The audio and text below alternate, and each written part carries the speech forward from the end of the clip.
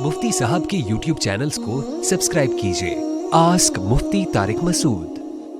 याजूज माजूज की क्या हकीकत है? आसिफ खलील। याजूज माजूज कौन हैं और ये खुल चुके हैं? अल्लाह न करे आसिफ भाई ऐसी बातें ना करें। याजूज माजूज जिस दिन खुल गए ना, तो आप मुझसे ये मसला नहीं पूछ रहे होंगे और मैं यहाँ बैठ के रिकॉर्डिंग नहीं करा रहा हूँ।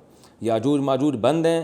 हज़रत ज़ुल्क़रनैन जो आज से हज़ारों साल पहले एक अल्लाह के बास मुफस्सिरीन के कौल के मुताबिक अल्लाह के पैगंबर थे, वरना एक बहरहाल नेक बादशाह थे जिन्होंने दुनिया पे हुकूमत की थी।